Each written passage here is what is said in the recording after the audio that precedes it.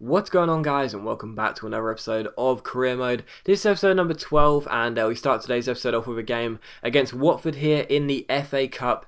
And as I've said before, I'm not really interested in the cup competitions. However, I did decide to play a few first team players because we didn't have a game in midweek, and I thought, why not? A cup run would be nice. It's not a priority, but it would be nice. So I did rest a couple of players, but I also did have quite a few first teamers out there as well because we didn't have a game midweek, and I thought they'd be okay for the next week's game. But anyway, guys, if you would like a second video today, if you would like another episode of Career Mode, then get this video to, let's just go 400 likes, because I really want to do another video today. So if you can get 400 likes on today's video, then I will upload one later on this evening. So yeah, 400 likes, and I'll upload another episode of Career Mode later on tonight.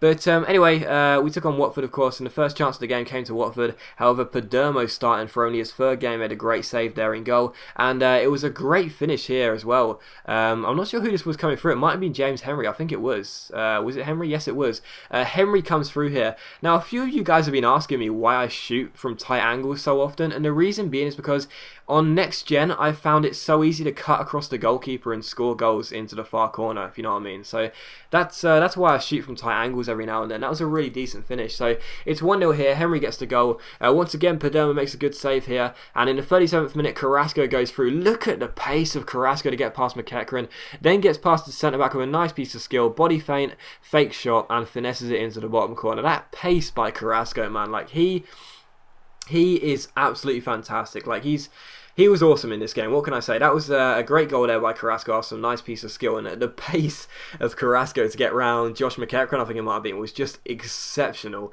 And in the 45th minute on the stroke of half time, Carrasco's through again. It's another body feint to get past the defender, and it's the same type of goal as he goes into the far corner. This time he goes to the top corner, not the bottom one, but it's the same result. The ball goes into the back of the net, and just look how he puts the defender on the floor there. That is awesome. Like, Carrasco is such an awesome player. I'm so glad I've signed him. I know he's been the biggest signing to date, but like he's been worth every single penny. He's been worth the money. He is absolutely fantastic, and two really nice goals there. I know they were quite simple. They weren't like like loads and loads of fake Rabonas and around the worlds and stuff like that, but they were still pretty nice goals to score. And Carrasco was on a hat-trick here. Would have been the first hat-trick of the series. A great chance for him to get this hat-trick from the free kick, but it hits the bar, so very unlucky. That was a really tight angle. The odds were against him to score there, but it would have been a nice goal if it came off. So still 3-0 here. Carrasco with 2 and Henry with 1, but in the 56th minute, a great chance for Watford to score here, and again Padermo makes a really good save, and Danny Shittu, what a block that was, to keep the score at 3-0 here. They wanted a clean sheet in this game, our defenders, but eventually straight from this, a corner comes in the 57th minute here. It's eventually swung in towards the head of, not sure who it was, but the header comes in, and again Padermo, what a save. I've got two quality goalkeepers, man. Nyland's great, and obviously this free agent I picked up, he's really decent in every game I play in. So it's still 3-0 here, but Watford did come through and score here in the 69th minute, so sadly he couldn't keep his clean sheet. It was my fault really. The defence was quite weak, and Watford did manage to get themselves the consolation goal, because it was going to be just that. Like, they had a few good attacks, but really we dominated the game. And here you see Henry come through here down the 74th minute, cross the ball in, Carrasco pokes it into the far post to get his hat-trick, the first one of the series, but sadly he is flagged for offside, and the linesman makes a good call because his left foot is indeed in an offside position. So that was a shame. I got to be honest, guys, I was passing to Carrasco at every single opportunity. I really wanted him to get a hat-trick, and sadly he couldn't. But the game finished 3-1, and the result is the most important thing. We're through to the next round, the FA Cup, and as I said, I'm not that interested, but a cup run would be nice. So, I guess it would be nice, and there you go, we're through to the next round. And we got a transfer offer for Liam Feeney here. He's, of course, out of contract in the summer, and Middlesbrough asked if they could take him for 300 grand, and we decided to up it to 400 grand, because I think he's worth 400 grand, to be honest. I think we can get 400 grand for him, and we'll wait and see what Middlesbrough say, but they end up saying no, we're not going to go as high as 400 grand, so we're not going to pursue our interest any further. But literally like a day after that, another transfer comes in, and guess what club it is? It's Middlesbrough again for 350 grand this time, and I asked for the same thing, which is 400 grand.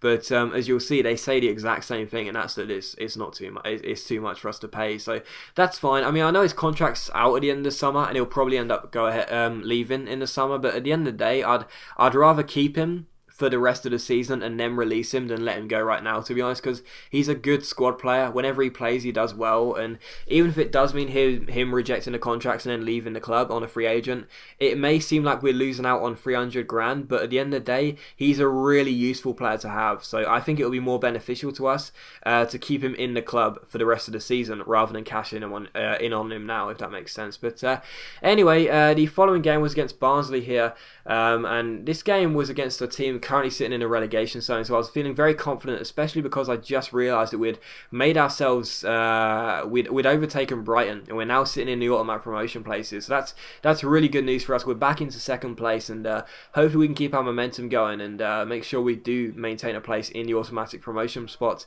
But anyway, the first chance of the game came relatively early on, and it starts once again from Nyland kicking the ball out. How many attacks have been started by my goalkeeper? It's crazy. The ball eventually comes through to Steve Morrison here. Morrison gets past his man, shoots, but it's a great save by, I think it's Luke Steele that plays in goal for Barnsley.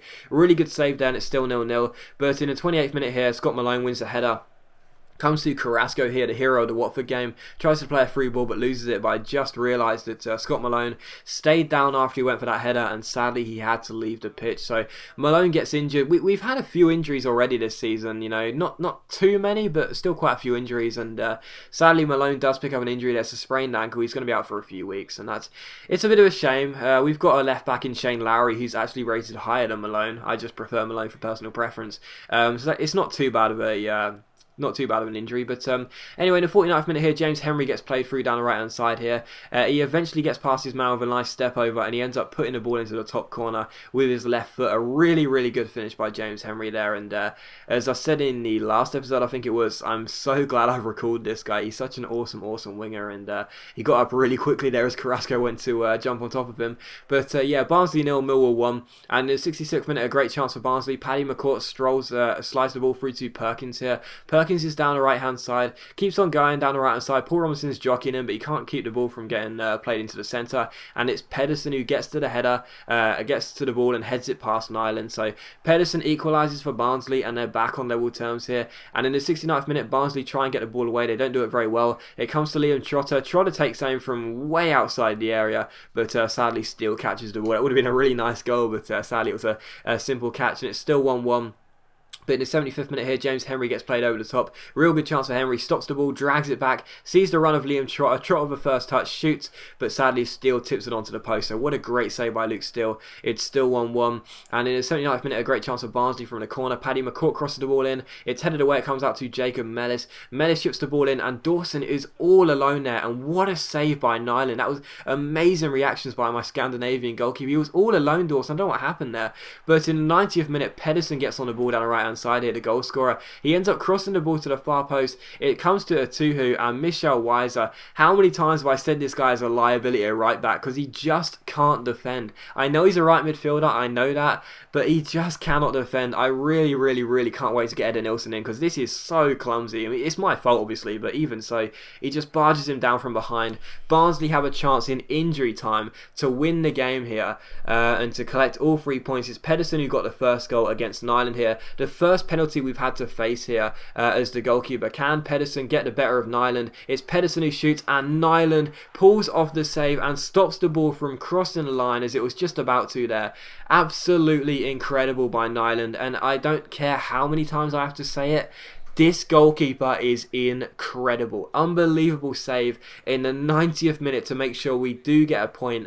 I mean, a loss in this game would have been embarrassing as hell. A draw still not a good result, but I'll tell you what, I would take it after that 90th minute penalty save. What a superb save by Nyland in stoppage time, and I'm just so glad I've got this goalkeeper, man. It's crazy.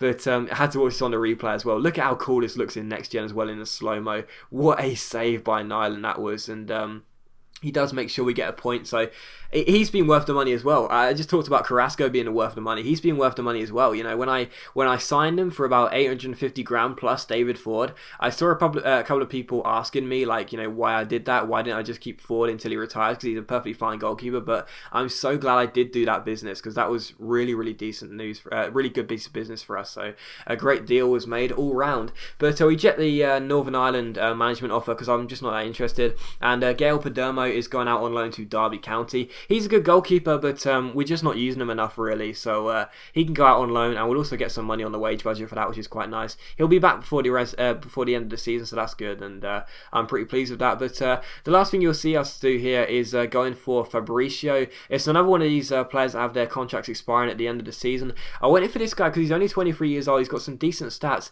He's only being paid 750 grand a week. 750 grand a week. That's quite a lot. 750 quid a week. We offered 2.5 grand a week. He wants 6 grand, but we offer him 2.5 grand a week. And as you'll see here, he actually goes and accepts the contract. I couldn't believe that. What a steal that is. He wanted 6 grand. We're going to get him on 2.5 grand. That's a great deal for us. But anyway, guys, as always, a big thank you for watching today's video. I really hope you have enjoyed it. If you have, please leave a like. Don't forget 400 likes on today's video, and I'll upload another episode of Career Mode later on this evening. So 400 likes, and I'll see you for another episode of Career Mode later on this evening. Otherwise, I'll see you tomorrow for another video on my channel.